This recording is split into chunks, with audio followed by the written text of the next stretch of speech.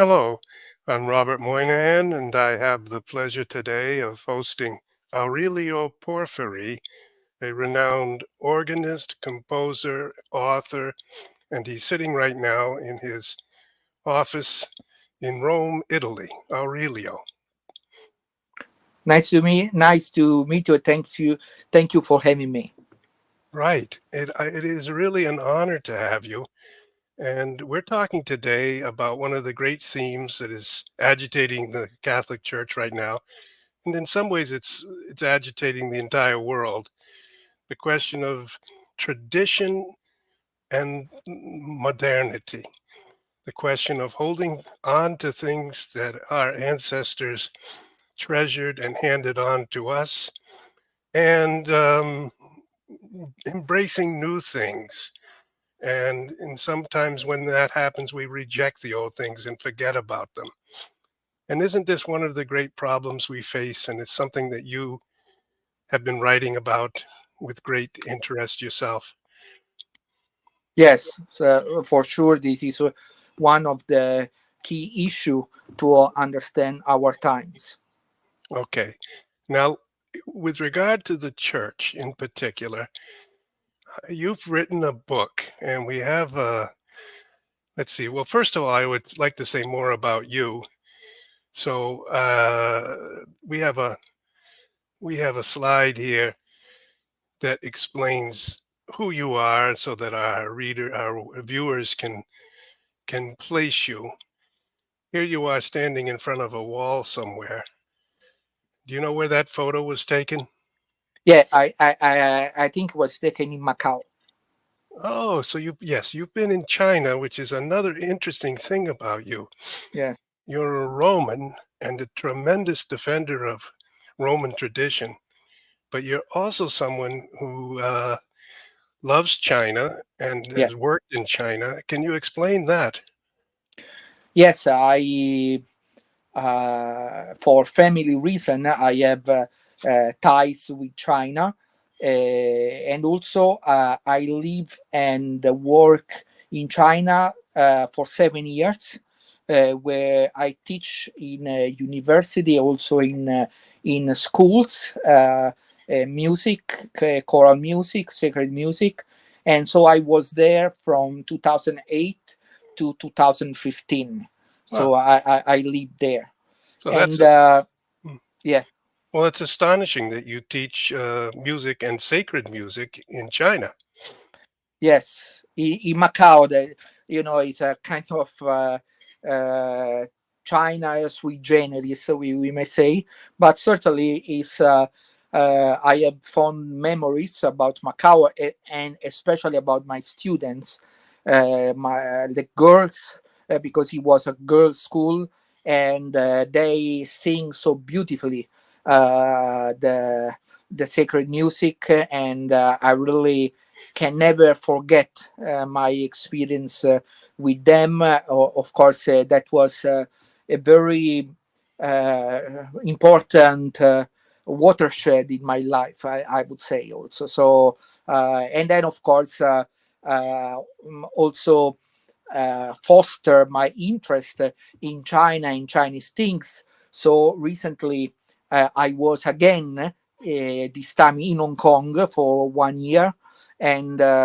when I was there, I was working with Cardinal Zen Yeah. for some of his books, and some of these books were already published Hmm. by Sophia, the meditation on Advent and Christmas, and the meditation on Lent and Easter. And now is coming in August a third book that is his own, we may call it meditation on the church, and is called One Holy Catholic and Apostolic, Hmm. from the Church of Christ to the Synodal Church. Synodal is in quote, so you also may imagine his own perspective. So I think also this book will be a book that will make people talk. Okay, so I went on a podcast with you and Cardinal Zen some months ago. Yes, But I yes. really understand that you were that close to him. You're sort of a kind of right hand helper to the cardinal. No, I mean, I can say I am a friend. I am a friend, and so I proposed him to do these projects, and he accepted. And so we are good friends. I may say I'm very happy when I can meet him, and I assume he's also happy when he can meet me. Of course, now it's not so easy because to meet him, I have to be in Hong Kong because, as you know, he's under judicial process, so they withdraw his passport, and so he cannot travel Mm, abroad.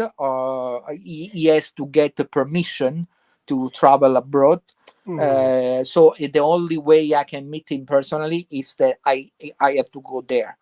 But of course, it's not easy always to go from Italy to Hong Kong. In any case, it's a kind of a big journey. And but as I say, I think he's a very nice person, very easygoing person, and I am very honored that we are friends for now. I think 20 years, something like this. Well, I'd like to ask just a couple more things. Do you regard him as a heroic figure? Yeah, of course.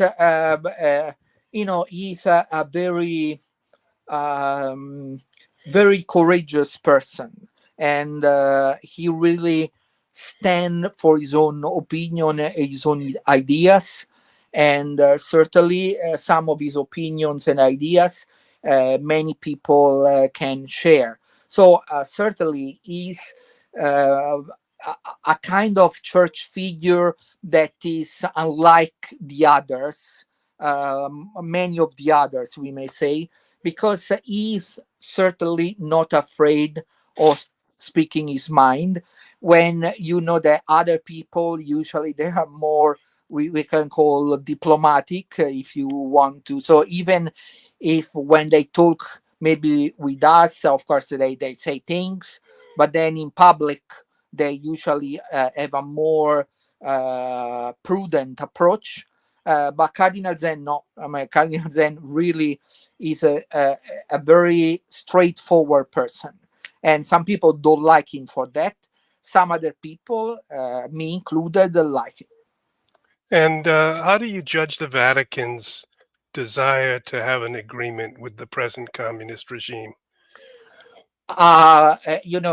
This is a very delicate topic, but what I can say is that, of course, I understand the desire of the Pope to have a better relationship with China, because, of course, in China there are some millions of faithful, and it's a good thing that they can have a relationship with the Holy See. Of course, Oh, if the agreement that was uh, uh, arranged is the best solution to create the conditions for a good relationship from both sides. And as you know, this is object of debate, and there are many that say that no, this agreement it was not a good thing. There are other that defend the agreement. So and what, that is what the situation. what is Cardinal Zen's view? I mean, everyone knows, of course, he is very critical of the agreement. And I should say he's sorry, 92 years old now, 92 years. and he flew to Rome when a year and a half ago. Yes, for Uh, Benedict 16. Okay, but and he waited to try to see Pope Francis to talk to him about this China agreement, right? No, no, he saw Pope Francis. Oh, he did. When Yes, was yes, he saw Pope Francis briefly, and but they don't talk about this. They just have some courtesies, we may say, Mhm. and but they don't, because it was a meeting that was arranged at the last time, Okay. at the last moment. Sorry, at the last moment. So they don't have, they just meet to to greet each other. But I don't think that there was any talk about that. Well, I'm fascinated about this because I've talked with Vatican officials, including Cardinal Parolin, the Secretary of State, who is the proponent of this agreement, and I've talked with Yes. people on his staff who prepared it, and they said we understand that it's by no means a perfect agreement, but considering human affairs and the danger of a total crackdown and the loss of freedom and the terrible difficulty that would cause the ordinary Catholics in China, we thought it was a prudent and wise thing to at least get the door open within the. Yeah, I think the point is very simple. Of course, they think that what they have done, it was a good way to start a journey together with China. I think that now, after some years, people concerned with this kind of issues may evaluate if this kind of agreement has brought good outcomes or not. Yeah, And I think that this is exactly the point. There are some observers that say that this was not not only a not good agreement, but did not bring any good things for the relationship between China and the Vatican. Other people think otherwise, and I think these are basically the two basic position we have now regarding the China business. So it's an open matter, and of course now, as you know, there are more pressing issues that are, in a certain way, obscuring this kind of problem, because we have the wars, we have the situation in your country, where there is the presidential election with all the the the, the uh, the fluff and things, and the things we are seeing, then the attempt of assassination to Trump, and then Biden withdraw. So I mean, there is a lot of things to talk in the news. So this kind of issue is not very on the forefront, but I think there will be a time where there will be a serious evaluation of this kind of diplomatic effort, and as there is an evaluation, for example, for the Ostpolitik, so now we can see what has happened. yeah, Also, George Weigel, no, he wrote something about that. So yeah. at the moment, we are still seeing, and I don't know, because it's kind of very delicate to talk about this, but Okay, okay. Well, I would say from a eagle's point of view, flying high above the earth, the Catholic Church, which is the heir in some ways to the Roman Empire and the Roman culture, and it was sort of the central pillar of Western culture, and it has 1.2 or 1.3 billion members. Despite all of its problems, remains a a fact in the history of the world and certainly for Western civilization. China remains that as well. Despite all of its vicissitudes, it goes back more than 2,000 years with its various imperial lines and its expansion and contraction. But Chinese culture and a completely different alphabet, a completely different society has 1.3 billion members. And they're two of the great societies in the world, the Roman Catholic Church and the Chinese people. And if a relationship, I think there were Jesuits ever since Matteo Ricci went to China and became a Mandarin. He learned Chinese and he wrote back to Rome and he said, let me celebrate Mass here also in Chinese because they just cannot even begin to understand my Latin Mass. And they said, no, no, don't do that. And people have judged that as a mistake, saying, well, we never had the chance to convert China. If China Sorry, were to sorry. become Catholic, Yeah. everything would change. Yeah, if I may say, because I think this is important. You say several things that I think maybe I should say some little things. First of all, you mentioned about the celebration of the Mass in Chinese, but has to be remembered that what they asked is not to celebrate with the language that the people were speaking, but with the literary Chinese. So it was an elevated form of language, so they don't, so because I know that people will say, oh, they celebrate in Chinese, so they ask to celebrate in vernacular. Not It's not really like that. It was an elevated form of Chinese they ask. And then you mentioned before something very interesting that I also observed, that of course there are deep differences between the Western culture and Chinese culture, but indeed there are many similarities between China and the Catholic Church. Both of them have a very long history. Both of them have a very great ancient culture. Both of them have at their core this kind of secretive culture. It's the same for both of them. You never really know what happened in the Chinese, in the rooms where there is power, and the same is with the Vatican. We always say, oh, we don't know what they are thinking, what they are doing. So I think that there are differences, but there are also similarities. And the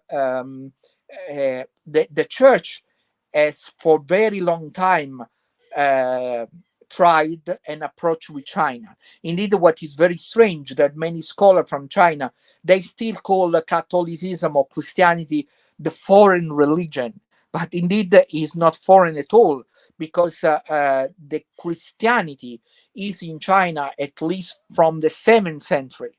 Even when I arrived in China, it was they call it the Nestorian Church, or the Church Yes. of the East.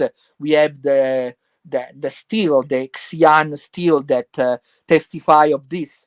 Then after that, there were several waves of missionaries, starting with the Franciscans, because the Franciscan came first, John of Montecorvino and other of this kind, and they, start to build, even if that with the Yuan dynasty, that is the Mongols dynasty. And Mhm. then after them, of course, there is Yes, the that was more the time of the famous Marco Polo and the the Marco 1200s Polo. into the Yes, yes. 1300s. Yeah. Yes, and then of course in the 1600, more or less, came the most famous mission, that is the one of the Jesuits, and the most famous of them is the one that you mentioned, Matteo Ricci. And but after the Jesuits, there were many other congregations that try to evangelize China. We think, for example, the Foreign Mission of Paris. We think of the Lazarist. We think of even the Benedictines. Also, there are so many that try to evangelize China. So the evangelization of China is a kind of fascinating adventure, if I may say that. There are several books on this topic. Probably the most interesting for the for the general audience is Christianity in China. That is a book written in French first by Charbonnier. Father Charbonnier, that was a French sinologist that passed away maybe a few months ago. Oh, And yes, he was a very nice person. I visit him in Paris.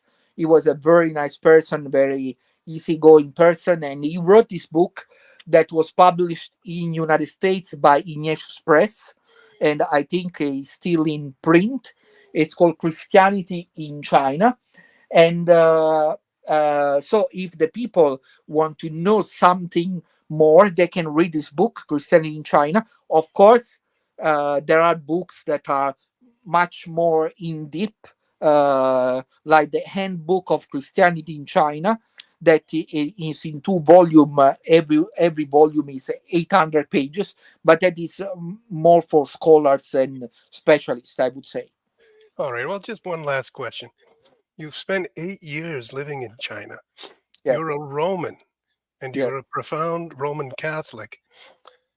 And you are a very astute observer of events like what's happening in America right now with the assassination attempt and the new president. There's a strong group in America that believes it's inevitable that we will have a military conflict with China. When I say that, do you feel it's inevitable or could we coexist with the Chinese?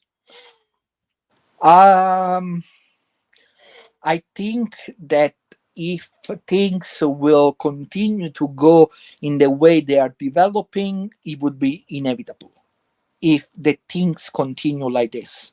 Mm, But we have to hope that because like Donald Trump, we can see the surface, the like the bowstring and insults. But I think that uh, Donald Trump, okay, is a leading figure, but then there is what the people call the deep state. And I think that the people that are in the deep state, on a certain regard, they are also pragmatic. And so they would think, it's the same in China, of course. They would think, but it's really convenient. We start a war between two really great superpower that will bring a great dissatisfaction and a great disaster. So I think they will think about this before doing the inevitable. So let us see how things will develop in this year, and of course, let us see how the situation with Taiwan will develop, and of course all this is connected with the war in Ukraine, and even what happened in the Middle East. So what I want to say, I can say like this: the Chinese, there is a Chinese curse that say you live in interesting times. mhm. So we are living in these interesting times, Well, so the times of very great uncertainty and great turmoil. So let us see how things will go, and then hopefully we can be spared the sufferings of a war. okay, thank you. I agree with you, Aurelio. I I I know this is a little bit off the track, but it's also an expertise that you have that I didn't realize that you spent so many years in China. And China too confronted this problem we're wrestling with tradition and modernism.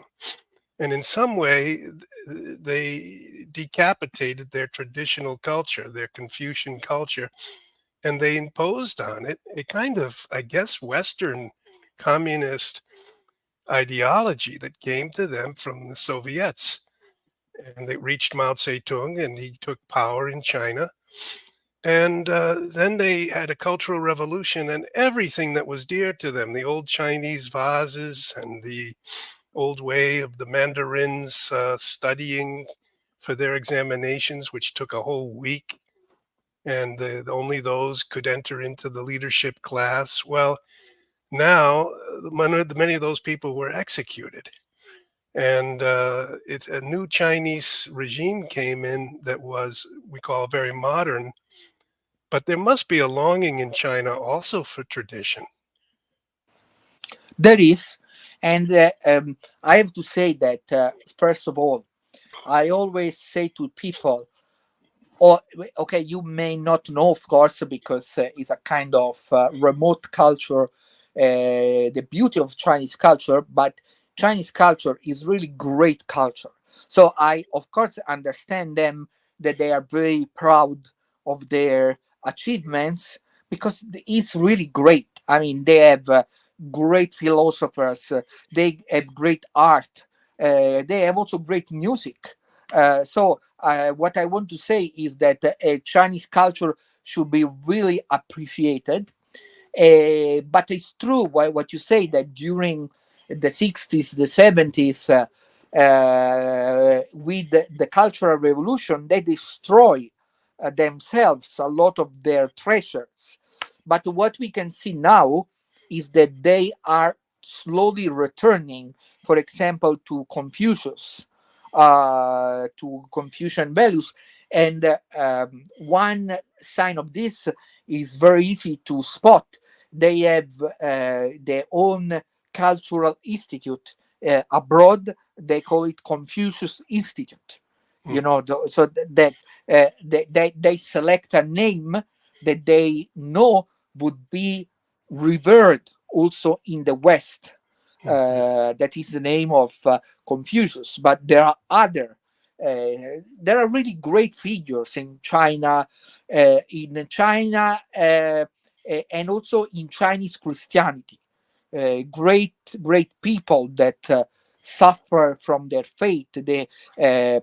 Someone told me that one day there will be really someone that will show the greatness of Catholic Chinese and Catholic Christianity, and I really believe this. Yeah, It's really, yes, partly that's the books of Cardinal Zen that you're helping him bring out.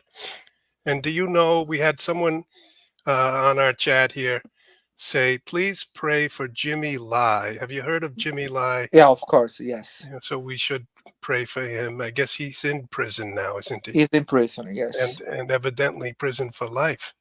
Is under trial. I don't know if his trial is finished because when I was in Hong Kong, he was still under trial, and I didn't see that they give any sentence. But maybe I miss something. But of course, he's one the most known person, probably with Cardinal Zen itself, that is undergoing this kind of judicial process, and we hope for the best for them, of course. Yeah. And for those who don't know, he was not a Christian, and he converted, and Mm. he led a movement for pro-democracy in Hong Kong, which had been for almost a century under British rule, and then was supposed to continue under British rule another half century in 1997, but they made an interim agreement to bring it under Chinese authorities. And so that those 50 years will continue until 2047. But Uh, China, if you want me to say something about this, that was okay, really tricky indeed, because at the beginning, when there was the Opium War that the British they won, and so they get the island of Hong Kong yeah, in perpetuity. ah, In perpetuity. mhm, After 20 years, there was a kind of confrontation, and so the Chinese also lose, and at the end, they get other parts close to Hong Kong. One is the peninsula called Kowloon. Kowloon in Chinese means the nine dragons. And then they get other territory that is within the Chinese territory that is called the New Territories. But the new territories were given on lease for 99 years. So, in reality, what happened is that in 1997, the lease expired of the new territories. And so, even if they want to retain the island, as Margaret Thatcher say, that was not possible because that they will be cut off, from water supply and many other things. So even if they evaluate the possibility to continue, they know they cannot. And also the Chinese, they don't accept the idea that the island would remain under the British crown, and they say no, this has to return everything to us. So Mhm. there are several books on the negotiation between China and UK for the return of Hong Kong to China, and it was a kind of really rocky negotiations. I mean, with many setbacks, and there is an interesting series that is available on YouTube called The Last Governor. I think he's in 5 parts or 7 parts, where there is the story of this negotiation from the point of view of Chris Patten, that was the last governor of Hong Kong, a British governor, of course. All right. So we've gone on and on about China, but it is an example of another thing we're talking about, the struggle between tradition and modernity. And what we wanted to do is have some of your wisdom on the traditional movement in the Catholic Church and what's its history. And you've just written a book on this. The right Yes. hand of the Lord is exalted, Aurelio Porfiri. It's a study of, well, I could read this. It's a study Catholic of, traditionalism from Vatican II to Traditionis Custodes. so it's almost 60 years of the Yeah. traditional movement in the Catholic Church. And I guess let's summarize what you say here, and then we'll go maybe run through these 60 years to see what happened with the traditionalists, how they were received or how they were repressed in these 60 years, and some of the reasons for that. We might even go back a little further. Where do you find the roots of this traditional movement, and why did you write this book? Okay. So I think I can explain what are the main theses that I present in my book. First of all, I try to look at the traditionalist movement, even if this definition is not accurate for me, and I will explain why, with a very clinical approach. So this means I will also have a lot of respect, even for people in the traditionalist movement with whom I disagree, because and this is another point of my book. There is not a traditionalist movement.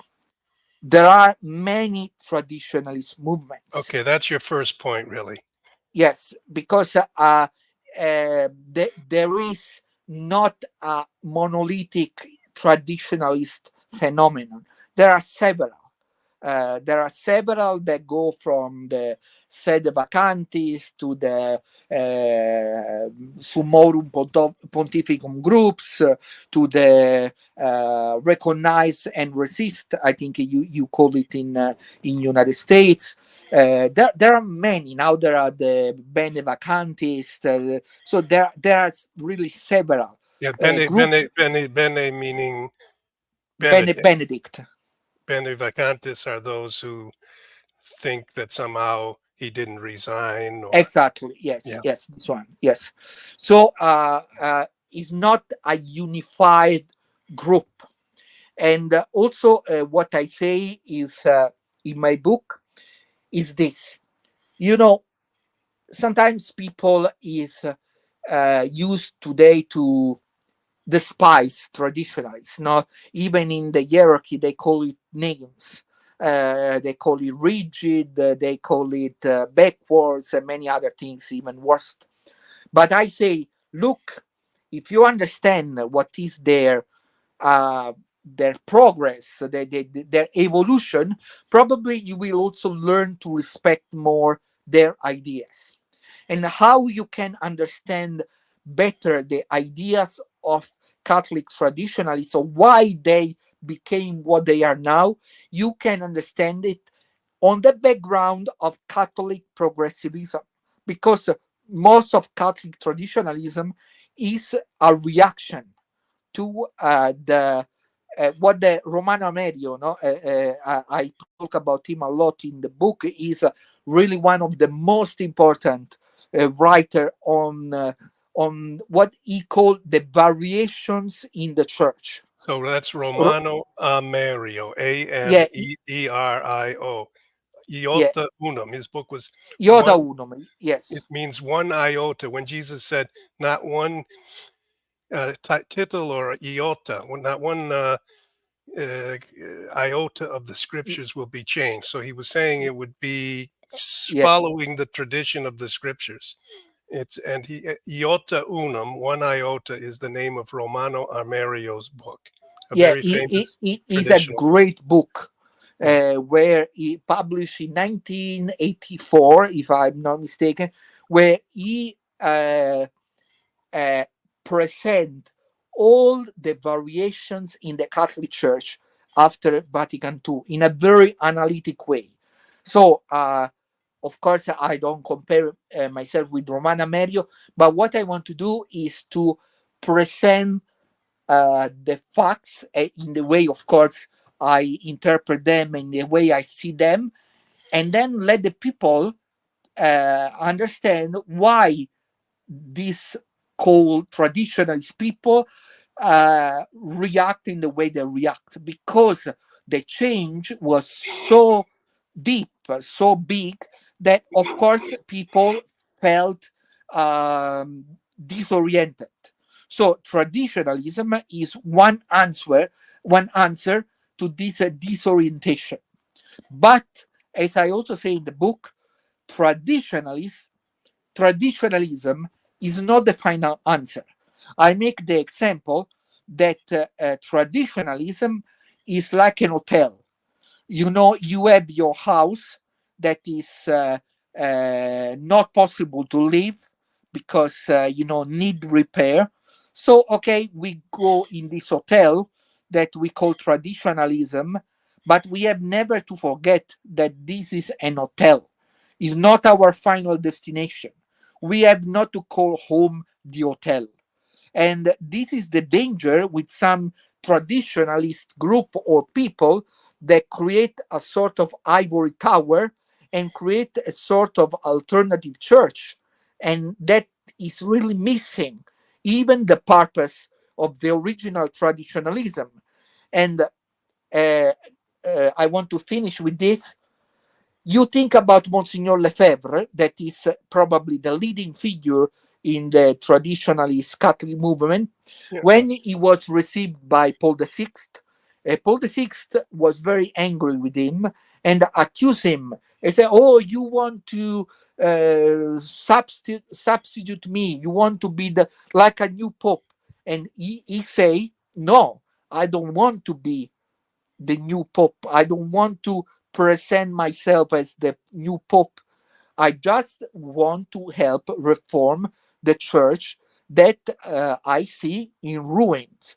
So, the approach of Monsignor Lefebvre was, I think, really with a Catholic spirit. But sometimes there are other people that may think, oh, yeah, no, we just live our life and we consider the present Catholic Church as something that we have not to care anymore. No, that's I think the big mistake. Well, Aurelio, you've really put your finger on one central point of our present crisis. Whether we want to go stay in a hotel and sort of shake the dust that was collected on our feet inside the Catholic Church, which is so various now and so confusing and in some ways so modernist. Do we leave it and say it's no longer the church, we're going to the hotel, or we're going to another house? And you're saying don't do that, whatever you do.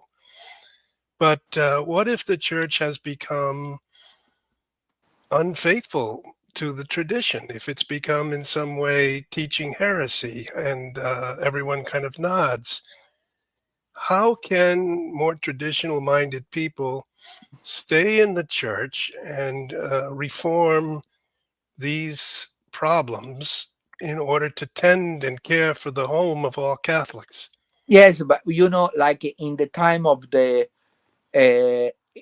Arian crisis, The also Arians there. in the 300s, yeah, into the Yes, 400s. also there. I mean, a lot of the bishops, even the Pope, if I remember well, they were all, in the kind of direction. But Saint Athanasius, he remained with the orthodoxy, we may say. He remained with the right doctrine. He didn't say, "Oh, now everything is rotten. I will create a new church," because you cannot. We don't have to forget that the church is not a human creation. If it's a human creation, if it was a human creation, you can go everywhere. Of course. I mean, I don't like anymore the church that Robert has created, so I go to the church that John has created. I mean, but here we are not talking about the church of Robert or the church of John. We know that the church was founded by Jesus Christ, and he entrusted the church to Peter and his successor. So Mm. we cannot talk about this and don't take into account this fact, because this is the decisive issue. Of course, even myself, I see the situation, and for me it would be very easy to say, "Oh yeah, I go away. I go to another church that is more to my taste." But this is not the problem of my taste. This is the problem of the truth. So if we believe that the truth is in the church from the beginning of the apostle till now, even if the truth is so, we may say, obscure, even not presented as effectively as it should be, but it's a very heavy statement to say, no, the church has no more the truth given by Jesus Christ. Who told you this? Jesus Christ? Because only him can Oh, decide to withdraw it from the church. well, you are right on the point. This is where a lot of people are right now. I'm some thousands, maybe tens of thousands, and maybe millions in terms of their own confusion, because there's so much that could be said, and we could go on for hours. And I think what we're planning, Aurelio, is to create a forum where we could take this one question and bring in people from many countries and do a monthly roundtable Yes. and try in this way to do precisely what you said: go back to the church or stay in the Roman Catholic Church and say, this is the work we're going to do to make sure that it becomes splendid again. So, but You know what it what I want to say something. People people that insult me every day, because if you look my YouTube channel Ritorno a Itaca, where you were guest several times, you see that every day there is people that insult me, because they say, "Oh, why you don't recognize that this is not the Pope, that is heretic, or whatever you want to call." So I am sad for. So for me, would be much more, much easier to take this kind of position. I would have my following, and but for me, it's not a problem to have followings, but for me, the issue, the real issue, is the issue of the truth. And Romana Medio say in Iota Urum that we mentioned before, say the church is not lost when he is not at the standard of the truth, because they say, okay, they are humans, we are humans, so we can fail, make mistakes, but is finished when he lost the truth, lost. So it means renounce to the truth. But we know also that in the same church that we criticize sometimes, there are also some very good priests, some very good bishops, some very good faithful, and all people that continue to defend the doctrine and the tradition. So we have also to make in a way that this number, uh, yes, the church is already splendid. To see differently is part of the problem, not part of the solution. Yes, what the viewer is saying is true, but we have also to say that the church that is splendid supernaturally, but what we see now, unfortunately, is also the dark side of the church. So Well, it's not. yeah, I would thank you, Oversight, for saying that and for reiterating and emphasizing the beauty of the church is eternal. It's still that way.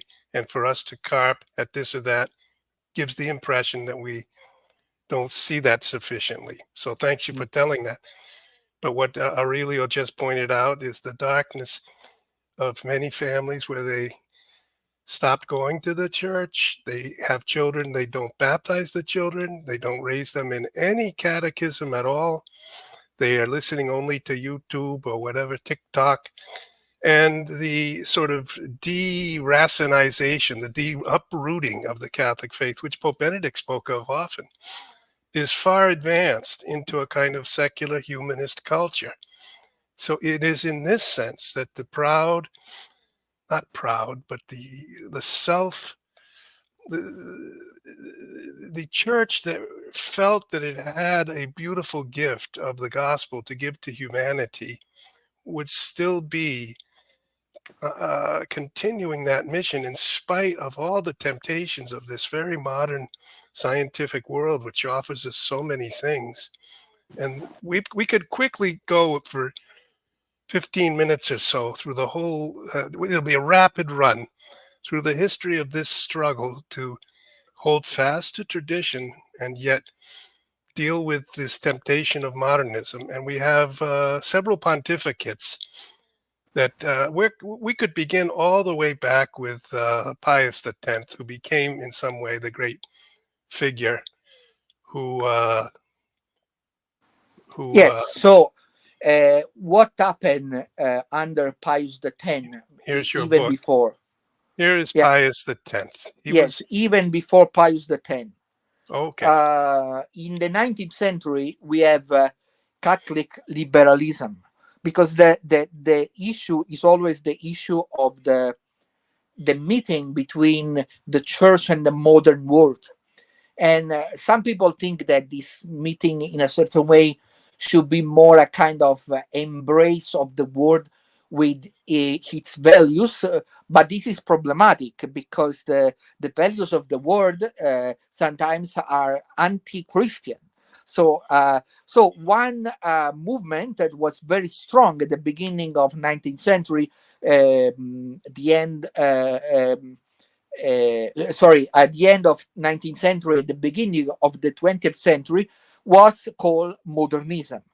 And modernism is a very interesting movement. We cannot talk, of course, but it's interesting for us because a lot of the demands of the modernism that were condemned by Pius X at the time, especially in a document called Pascendi of the 1907, a lot of these demands return uh, before Vatican II and during Vatican II, and became a sort of mainstream after Vatican II. Okay, so So, can we just say for our viewers, Pius X, who's more than 100 years ago now, he yes, he died just before the First World War, yes, and we're now in 2024, so 110 years ago.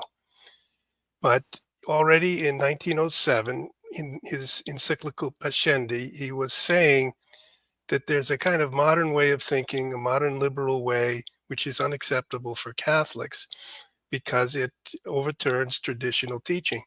So this at least means it's been 110 years that we've been discussing these things, and to what extent. And halfway in between these 110 years is Second Vatican Council, where everything was discussed publicly for 4 years. And then we've had another 60 years discussing it in different ways, how to what to take from that council, how much to implement from that, which was the spirit of the council, what was the letter of the council. So we've got his history here of at least 117 years, back to 1907, the publication of Pascendi on what to do about modernism, modern science, modern psychology, and everything else, and what to do about holding fast to our faith.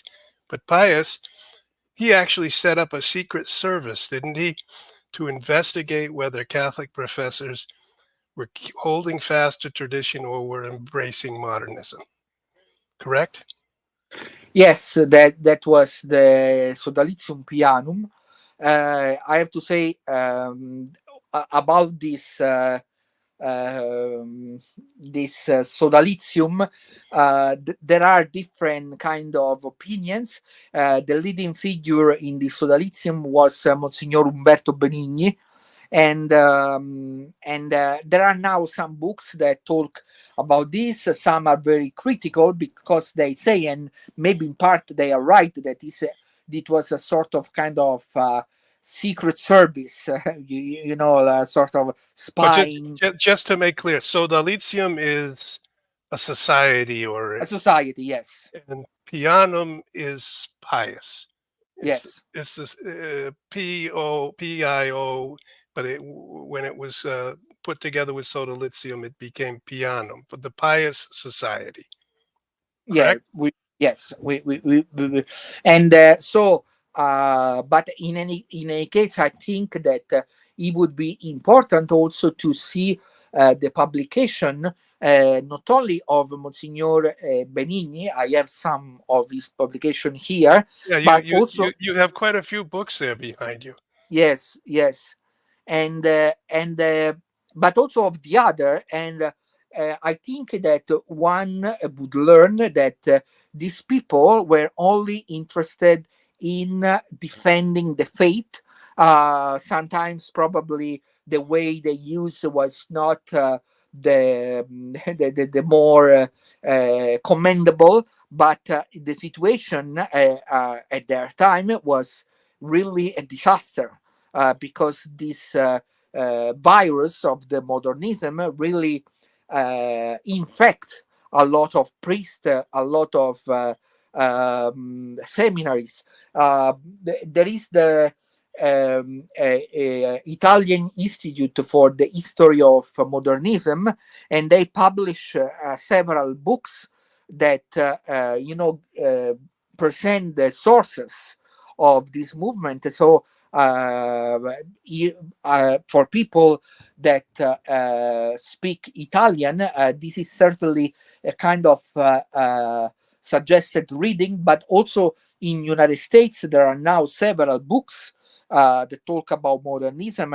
Some of them are really interesting. And as I say, when you study modernism, you understand much better what happened later, and you understand much better why traditionalism developed in the way as developed.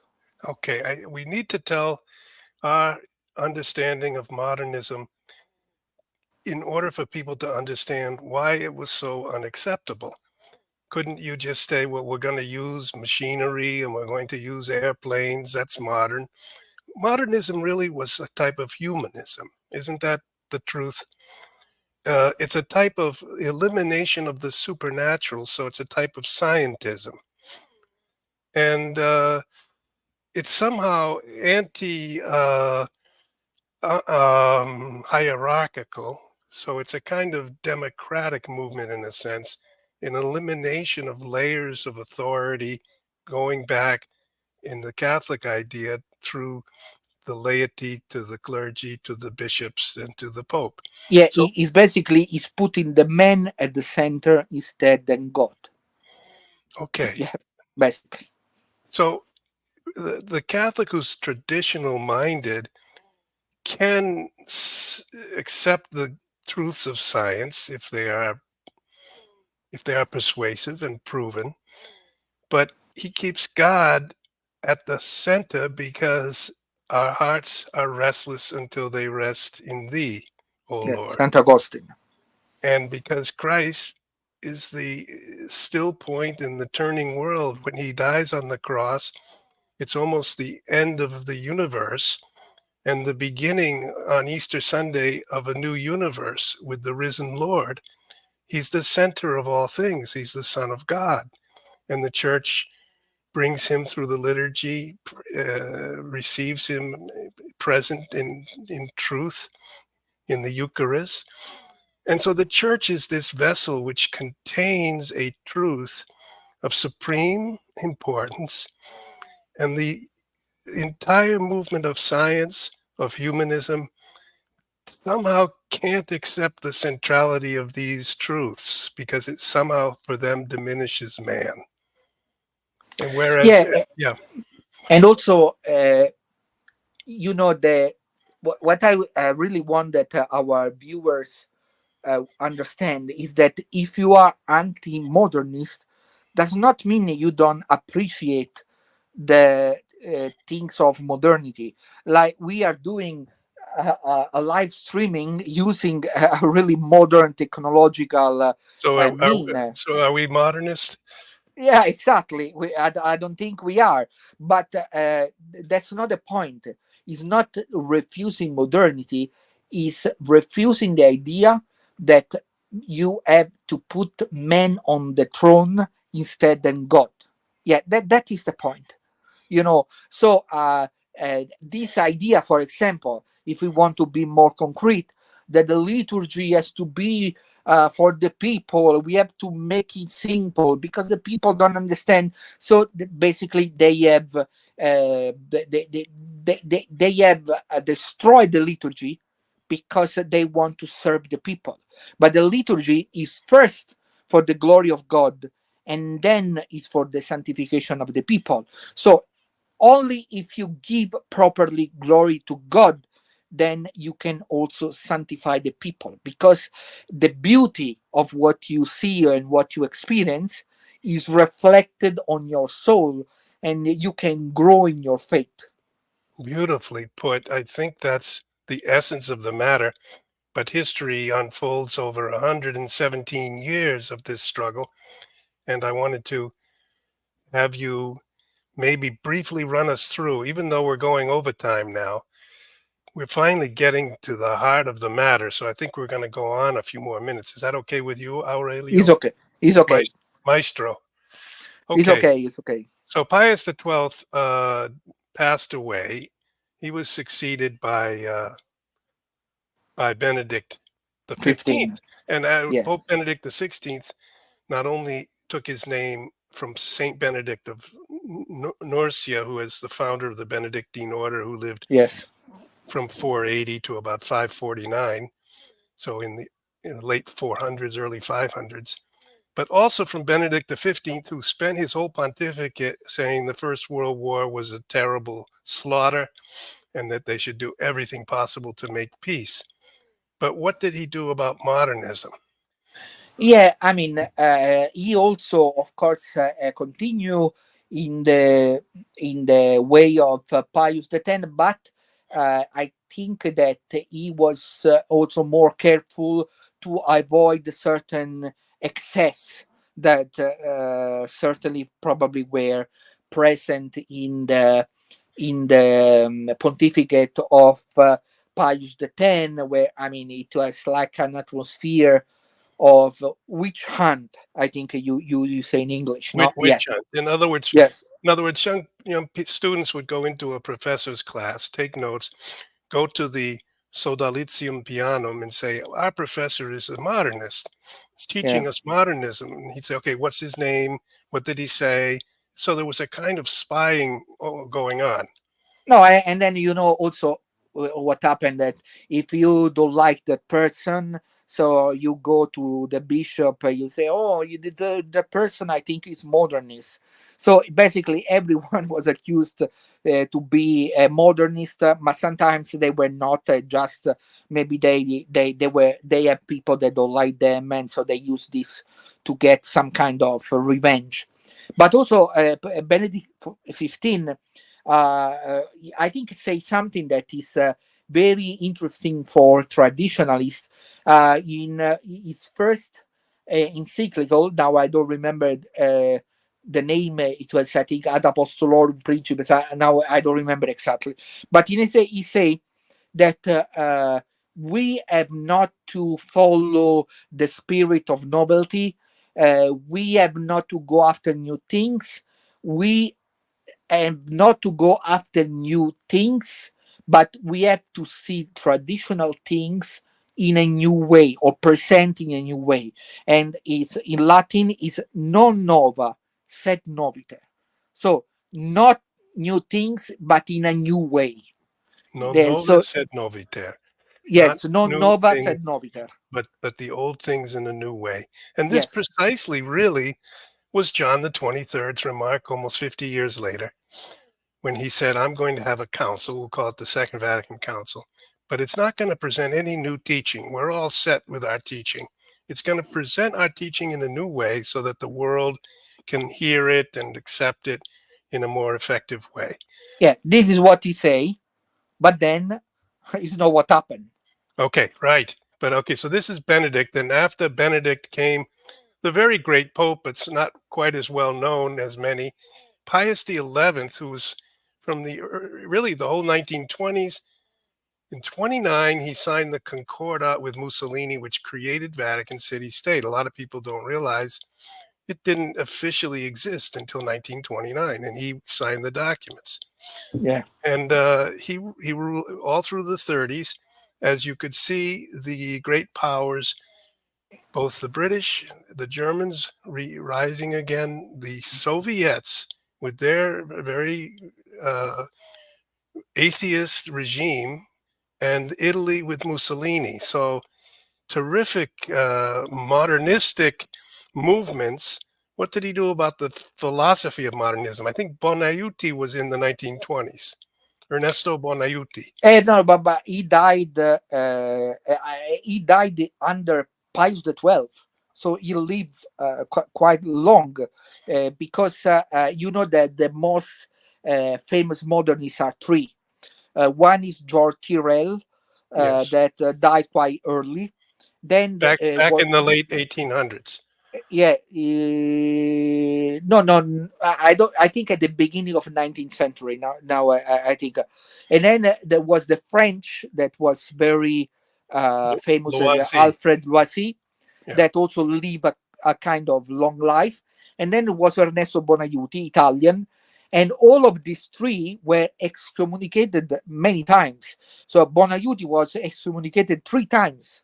Uh, Okay. Yeah. Tyrrell was born in 1861 and died in 1909, yes, exactly. Yeah. and So he was Irish, yeah, it was Irish. Yes, Anglo-Irish Catholic priest, yes, he was and highly. a Jesuit, I think, also, if I He was remember a correctly. Jesuit. He was a Yeah, Jesuit. yes, and so I mean, these people, what they present, of course, continue also under Pius the 11, even if undercover. We may say, this kind of ideas infiltrate the liturgical movement, infiltrate the ecumenical movement, the biblical movement. So I mean, they know how to, continue to present these ideas, even if officially these ideas were not accepted or condemned. So I have to say that one as and also Pius XI is a very important pope for the missions. He is the one indeed that continue the effort for the mission that started even with Benedict XV with this document Maximum Illud. Pius XI, he published other documents like Rerum Ecclesiae, where he continued this effort of modernization of missions. And also about this, there will be a lot of talk, but it's better I don't start here because that will lead us in a completely different direction. But Okay. we have to say that this movement continue undercover, we may say, And then, uh, so then and then we Pius come the to 12th that Pius the reigned, 12th. yeah, for 20 years, from 1939 to 1958, I think, if I remember correctly. See, almost And yes, exactly the central part of the 20th century, and also exactly, all of the Second World War. the And Second then World War. and then that whole period, the first 15, 14 years, 13 years after the end of the war, where Yeah, Europe was he was divided. a great pope, but we have to say also that a lot of what happened, the movement of reform, started also under him. Because, for example, many people would say, "Oh, we are tired with the liturgical reform after Vatican II." But if they say this, that would be not correct, because the liturgical reform didn't start after Vatican II, but it started with Pius XII, with the reform of the Holy Week and the Holy Saturday. So uh, under Pius the 12, a lot of the people that are today, we may say, criticized by someone, they get the trust of the Pope. Like, for example, I give some names. For example, Cardinal Bea, for example, is one of them.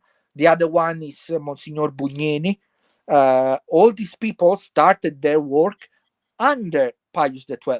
We have to remember that he was the one that gave them the possibility. And there are others also that, started their work under him. So he was a great pope, but, the movement become more and more represented in the Curia, and so this will lead, then It will after it will the lead next to pope, it will lead to the gathering of an ecumenical council, that he gathered in 19. So he announced in 1959 in the Basilica of Saint Paul, and that started in 1962 to 1965.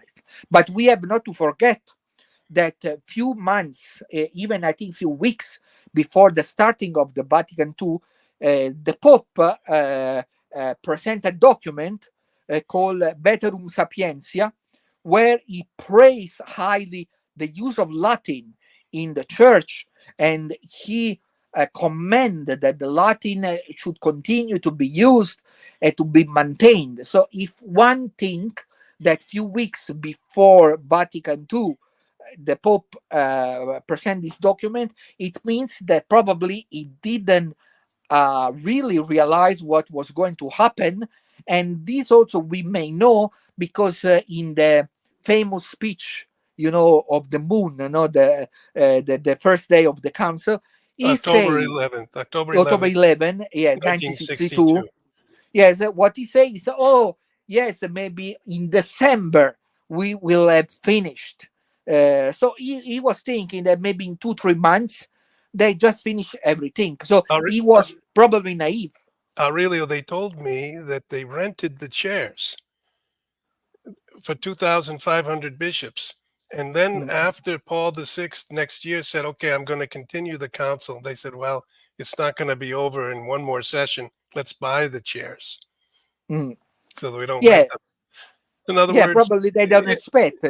it was a provisional council. No one thought it would go more than that one fall, but they didn't finish the work because the resistance to some of the new ideas, which were in ecumenism, in the liturgy, in human secular societies, their freedom as opposed to being under the social kingship of Jesus Christ, all these modern humanistic thoughts were it took time to germinate because so many of the bishops were opposed.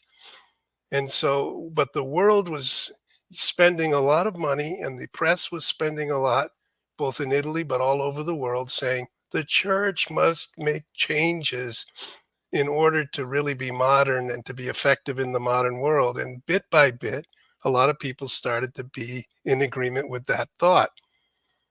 At least that's my view.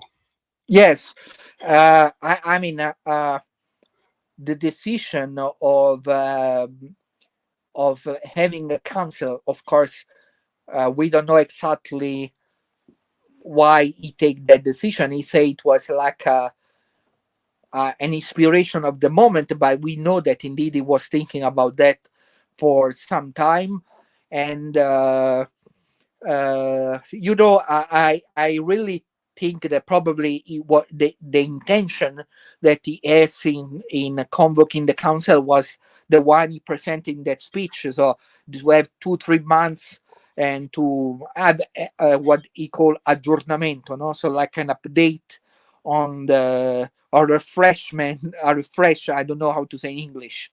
Well, Uh, you're thinking good thoughts there, Aurelio. Here's something I myself have been interested in. It's a perhaps a minor point, but kind of a turning point. This Americana, I'm not sure who this is. I assume someone maybe from America. I don't know. It would be interesting to know which of the earlier liturgical reforms, those germinating under Pius XII, the Holy Week liturgy, you each think were well advised, and if some few were necessary, even inevitable.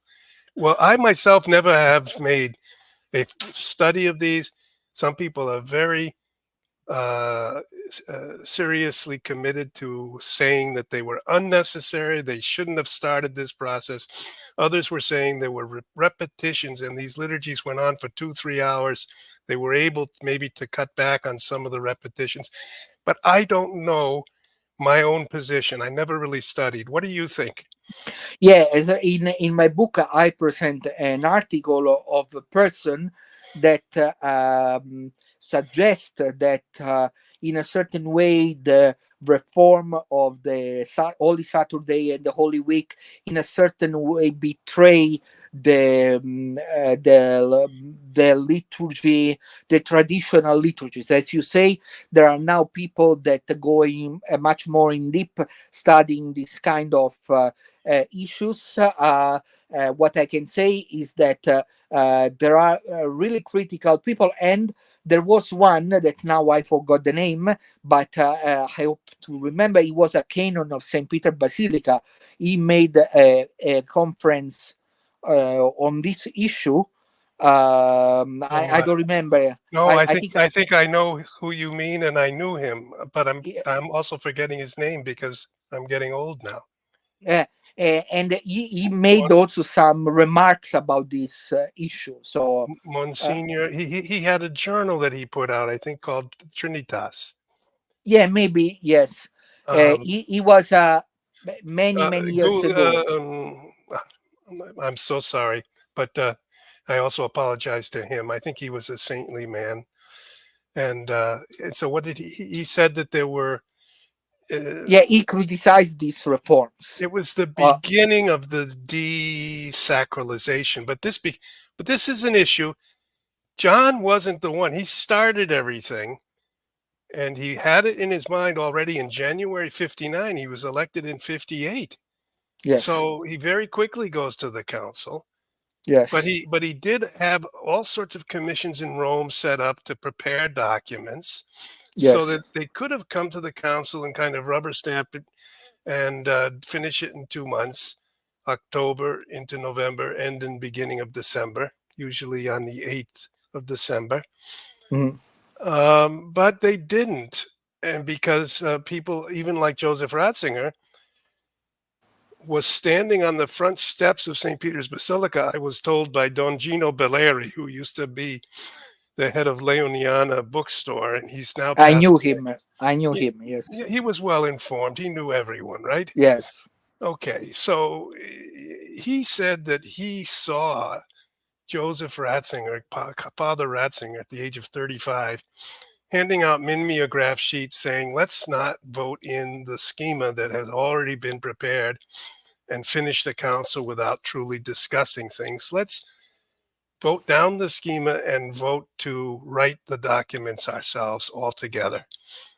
And there you had the key which changed the council from a brief session with a kind of superficial modernization to a profound 4-year council with a tremendous. And the thing is that the rest of his life, Ratzinger continued to both support the council, but at the same time say, well, perhaps afterwards we took it too far. Because he kind of he realized that the genie had been let out of the bottle. Exactly. So Yeah, I think that the you uh, you are a person that read also and know also Italian, so you may be familiar with the many, not many, but several scholars that are questioning also the role of Ratzinger, not only during the council but even later on. There are several books that came recently. I Now I'm thinking the one of Professor Enrico Maria Radaelli, that yes, yeah, so, but there are other that they criticize the theology of Joseph Ratzinger. So these years, we may say, these 60 years you mentioned before, they are somehow muddled. That there is this kind of blurry things where people seems traditional, but then some people consider them progressive because they say something before. So it's a very complicated situation, and I have to say that one of the represented of this situation is really the follower of John 23, so Paul the Sixth. You know that Paul the Sixth was called okay, so we'll move from John to through the council here. This is all the bishops meeting for yes, more than 2 months in yes, 62, 63, 64, and 65. They were yeah, still mostly speaking in Latin, and yes. many of them had difficulty understanding it, which is why they originally intended to have a small group of people present schemas that were prepared, and everyone would trust those. So the things, it did change dramatically, and maybe there was a providential purpose to it. But this man was the one who decided to continue the council and then to preside over the various aspects of its implementation with a increasing sense of concern that maybe through some fissure in the church, a diabolical spirit had entered in, a spirit of contention, a spirit of disunity. He said that on St. Peter and Paul's feast day, June 29th, 1972, publicly. Publicly, he said, I'm afraid through some fissure in the wall of the church, the evil spirit has entered in. Yeah, he told of the smoke of Satan. No, in That's that, what I meant. Yeah. yes, and I think what is interesting about the Pope to understand is really the nickname that some people gave to him here. They call it the Amletic Pope. Hamlet. Hamlet. Yes, And the Hamlet was Amlet. was indecisive. He's famous for saying to Yeah, be or not to be. And Yeah, because he's the Pope that certainly favor some of these progressive theologians and ideas, but he's also the Pope of Humane Vitae. He's the Pope that, as you say, denounce not only the speech you say, but there is another one where he said that he was thinking that in the church there was a spirit of self-destruction. He was trying to, to govern the boat of Saint Peter, but certainly the year of Paul VI, especially the 70s, this I talk in my book, they were horrible. I mean, many things happen in Holland, for example, with the catechism and everything that happened there. But and then there were the new theologies, and many people, many priests, they abandoned their priesthood and they ask for dispensation. I So I think mean, I think over 10 years, 100,000 left. yeah, exactly. So And the liturgy was basically destroyed. The point is that regardless of the good intention that I'm sure some of the reformers they have, but still now we have on a point where the liturgy on the Novus Ordo, in very, very few places we may see reverend liturgies. In most of the parishes, 99% of them, we see a liturgy that is undignified and that don't give you the sense of the sacred, the sense of adoration, the sense uh, of the presence of God in the liturgy. So what happened there, still we are paying the price okay. for that. So my conclusion has been over the past several years and is now crystallizing in my friendship with you and with others. We need a thorough study of what these popes wished to do, tried to do, were unable to do, were frustrated in not being able to do. And then we have to carry that history right through the last few years and offer our kind of complete uh, analysis is as a kind of reasoned gift to the church, because people often are quickly coming to one conclusion or another, and they're abandoning the church, condemning the popes. We've got many people who think all the popes somehow lost their validity because they did the things associated with Second Vatican Council. But at the same time, we know that if the enemies of the church desired one thing, it would be to divide us in such a way that we would splinter into many small factions. So somehow, ut unum sint, Jesus prayed at the end of his life, I pray that they remain one, that they be one, that they be united. And we say we have one holy Catholic and apostolic church. And if it's not, and we also believe it's a visible church. So if we, but it is true that somehow certain trends and certain teachings crept in and they distorted things. And you've referred a minute ago to the complete destruction of the liturgy, no longer centered on God, but kind of a humanistic, sociological prayer. Maybe that's an exaggeration, but somehow people of goodwill and Catholics of goodwill should form some type of a movement, a study project, and put it under the authority or and offer it to the popes themselves as a way to write straight with crooked lines, put things back in order. Because as we go through these things, we see it's been going on 117 years. We've lived through almost half of it ourselves. We've seen it. We've met these people. You know Cardinal Zen well. I met Pope Benedict many times. I've met Pope Francis, and I never knew Paul the Sixth, but I, of course, watched his pontificate and as a young person saw the revolution of the 1960s in society, which was a rather crazy moment, and people watching and listening will remember. All sort of traditional ways of behavior were brought into question.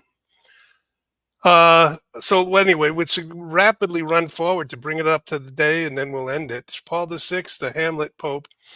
We're skipping over John Paul I, who was Yeah, so sorry for regarding traditionalism. Of course, under Paul VI, start the issue of Lefebvre, right, and then all the Econ seminary, and then the several moment of also fight between the two. And under John Paul II, the situation, of course, they try to find an agreement, and he was hoped that they have found an agreement, but many people know the story, and I talk about this in my book. But then Monsignor Lefebvre, after his meeting with Cardinal Ratzinger, that at the time was the prefect of the Congregation for the Doctrine of Faith, he changed his mind, and he decided to order four bishops. The four bishops today, of these four, there are three, because one of them left the Fraternity of Saint Pius X, Monsignor Williamson, and he formed another. I don't know if it's a group or more kind of web of groups that is called the Resistance, I think in English.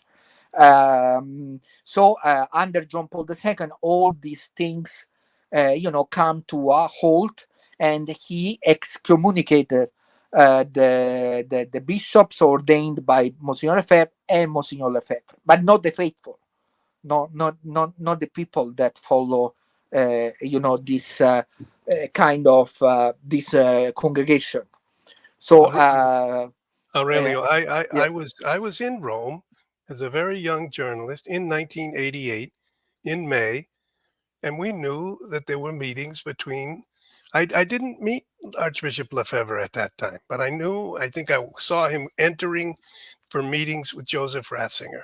Everyone was wondering, are they going to come up with an agreement? And then I was told by Emmanuel Dutallard de Chavaux, who was a close assistant to Archbishop Lefebvre, yeah, that Lefebvre agreed to it. He would take one bishop and they would agree to somehow accept that there was a way to interpret the Second Vatican II teachings on Christian unity, etc., in such a way that was orthodox, and they would be re-entered into the full union with the church. Everything would be lifted. In other words, the night, I think it was it May 6th, 1988, they thought they had ended the disagreement. They had got a signed document after a whole day meeting. And I was told that he went out to Albano and stayed up all night in prayer, saying, "Have I made a mistake, Lord? Have I compromised the faith?"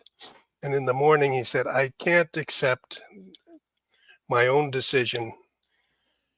There will be some problems that will emerge. We could be deceived. We could be somehow uh, tricked by only having one bishop. And so I'm going to withdraw my signature." And he went back in and told Joseph Ratzinger, who was completely astonished, said, "I'm not going to agree, taking back my signature." So that was the moment when that became an official schism, and it was the only bishop who left the church or was excommunicated. And that led to the SSPX movement, which is now, as you said, led to the Williamson movement breaking off. And yeah. we And also we have to say that under John Paul II, he started also the operation to bring back some people from the Lefebvre movement, and so they start some congregation, Yes. like the Fraternity of St. Peter or Right. the Institute of Christ the King, the Right. High Priest. And then later will come the Good Shepherd, but that is later. And so they start some kind of congregation to make in a way that the people that were tied to the mass and to the doctrine, but they don't want to break completely with the Holy See. They can have within the communion with the church these congregations. But of course, we have also to see these things also in our perspective, because of course, even Pope Francis, he say that he say that the Fraternity of St. Pius X, they are not outside the church. He said in several occasions, but that was said, I think, also before by Cardinal Gagnon. If I remember correctly, he said the same thing. They are not, because also Cardinal Gagnon was a visitator. How we say in English? Visitator. Yes. Yes. Yeah, That's the right. visitator through the fraternity. So they say that they are not outside, but they are in a kind of irregular situation. We may say like that. So then John Paul's pontificate ends, and And arrived Benedict 16.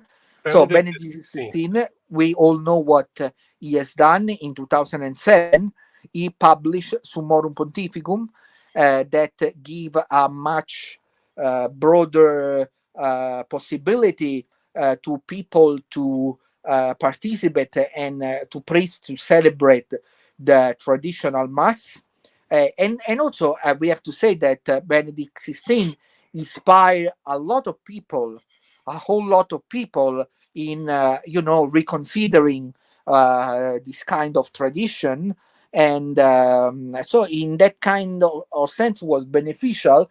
My judgment is that because he was a pope that certainly understand the problem that were present after the council, he can do more. For example, he loves music, but on the field of sacred music, he did almost nothing. Not a directive to say, "Oh, let's finish with this kind of worthy music in church." No, he didn't. So I think that was a missed occasion. But of course, we have to commend him for Summorum Pontificum, that certainly inspired a lot of young people also to get closer to the tradition of the church. So that was certainly something that people will always remember about Benedict XVI. But then Okay. after him came our present pontiff, Pope Francis, and we all well know that under uh, Pope Francis there was a kind of uh, how to say, restriction on the possibility of the celebration of the Tridentine Mass, and one the important document, the symbolical document that everyone remember, and is the one with whom I end my book, is Traditionis Custodes. But of course, I finished my book more than a year ago. But after I finish my book, we continue to see that the situation is not over. And we have also heard some gossip, some more than gossip, that there is a document that will be even more restricted. This document was thought to be released a few days ago, but they didn't. So maybe they rethink that maybe it's not the right moment, because, of course, there was an outpouring of protest, and but we know that the document is there. I mean, the document is already done, so it's only a question of time. And so what we have to do, so probably what we have to do is to continue to denounce and to talk, hopefully, uh, and hopefully the Pope and the people close to the Pope will have a reconsideration of the situation and will understand that they have more pressing problem than making troubles to traditionalists, because they certainly have more pressing problem. I don't say more important, but more pressing problems, like the church in Germany, or the crisis, a huge crisis in the whole church, where lots of people are abandoning their churches, they are abandoning their parishes, they don't feel anymore the church is giving them what they think they spiritually need. I think they have to ask themselves why this is happening, and probably the problem of when they will solve this problem, the problem of the traditionalist will solve itself. Okay. I'll repeat a couple of things you said just for clarity. Pope Francis published, it was July 16th of 2021. It's 3 years ago now. Yes. Traditionis Custodes, which means of tradition, the custodians or the guardians, which is a kind of, how do you say it, sarcastic remark almost, because he uses the guardians of tradition are the ones who wish to set aside the tradition, in a sense. And he argues there that people who attend the old liturgy are forming a sectarian group within the church. And he uses a survey that was sent out as the basis for that. But Diane Montagno wrote an article saying that pieces of the survey, which was never published, but that she was able to see, someone showed her part of the documentation, do not show that the bishops were writing to the Pope. We've got these sectarian groups who are fanatical about the old Mass. No, rather they said we've got these groups that are very pious, very fully Catholic.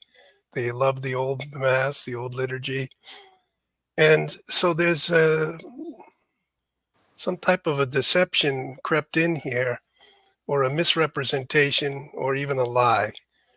And I think that on that basis, if the Pope was ever persuaded that he was told something false, that he was told the bishops wanted him to do this because these were worrisome groups, that Yeah, it the wasn't point the point is that of course, if we don't see this survey, we cannot have an exact idea of what is the issue, because of course one source say that they talk about sectarian blah blah blah, the other source say that saw the document and it was not true, but of course, we are in the middle, and we should see what this document was really about.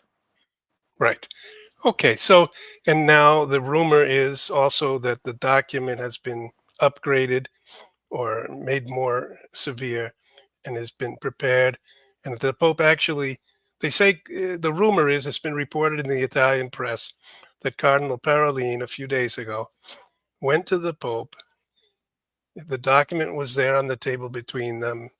Parolin says it's ready to be signed. And the Pope hesitated and said, no, I don't want to sign it yet. So we don't know why he's saying that or why he hasn't. I think maybe his staff or the people around him thought he would sign it already. Um, in the month of June and into July, as the rumor appeared that this document was being prepared, people like Damien Thompson in England, a journalist there, favorable to the old liturgy, got together a special appeal which received hundreds and hundreds of signatures, often even from non-Catholics, who said that the old liturgy is such a beautiful liturgy. It's part of the culture of the West. the culture which led then to the mass that Mozart or Haydn or others wrote. And so to completely repress it is a kind of cultural, it's almost like the Reds in communist China Yeah. throwing the $1 million Chinese vases out the window. I think it's really it would be a really first of all it will be pointless. I mean, well, even if they say that traditionalists are just few people, why they are so concerned about them? You know, if they are few people, let them do what they want. Why they don't go after groups that have much more people and they do much more damage? So that Hmm. is something that many people are asking themselves, and probably one day they will ask their bishops or even higher. So if I will have the occasion to talk with the Pope, I never have with this Pope, but I will say respectfully, I will say, Holy Father, you talk about this, you say four cats, no, you say in Italian, quattro gatti, Four very few, four cats, yes, quattro four gatti cats, which, yes, which four, means not very many people. It's not only very quattro. many people. Yeah, Yes, in Italy we say quattro gatti. No, they are well, but so why so many documents for this very few people? But you know there are people that have devastated the liturgy, even this new movement. But I didn't see documents coming on their side. So I'm sure the Pope will have an explanation about this, and I hope one day I will hear this explanation. I really think if I would write a letter, because I sometimes have been able to see the Pope, but it's just to say hello. It's not for a conversation. But he's Yes, given interviews to quite a number of journalists, probably 20 or 30. So you and I could go together. I think I could ask for that. I don't know. He's older now. People yeah, at age 87 get tired. But let's try to do that and see what he says. yes, Okay. Well, we've gone on for a while. We talked about China at the beginning. We've talked about this history of the traditional movement. It runs for over 100 years. You've written a book about it. I wanted you to. I wanted to. There they are, the popes of our life. This is the beautiful book that you've written. I encourage people to consider buying this. You can get it from Sophia Press. You can also get it from Amazon. yes, Maestro Aurelio Porfiri, who plays the organ, who is a composer. He's a student of the history of the church, of church music, and of traditionalism. And he's a profound student also of China, where he spent 8 years teaching. And I've been very, very uh, honored to have you give us all this time, Maestro Porphyry. And I'm going to now try to send a letter to see if the both of us could have a 10 or 15-minute encounter or a brief interview with Pope Francis on these questions, that particularly would be nice. the suppression of the old liturgy, Yes, which is a beautiful liturgy. Why don't you end by saying, speak about holiness and speak about the range between the simplicity of a catacomb where there isn't really music or it's just the presence of the Lord in the Last Supper, and the the words and gestures of the old liturgy and why you appreciate them, and then we'll end. yes. I think that when I go to the mass, what I want is to find myself in the presence of God. I don't need the words of the priest, even if they are very inspired, whatever. But I need to hear from God if I want to say. And I think that the music, I think that the beautiful prayers, I think the beautiful images, all of this help me to feel in this presence. So I think that the traditional mass was the mass of many saints and of many people that sanctified themselves through this beautiful music, these beautiful prayers, and these beautiful gestures. So I don't think that should ever be forbidden, but the hierarchy should understand the people and should try to reform the Novus Ordo Mass that is certainly in great need of being reformed. Thank you, Aurelio. God bless you and your work. And Thank you. I hope to see you again soon. Thank you. Thank you. Come with us on a unique pilgrimage and retreat to renew your spirit. Experience the beauty and richness of southern Spain.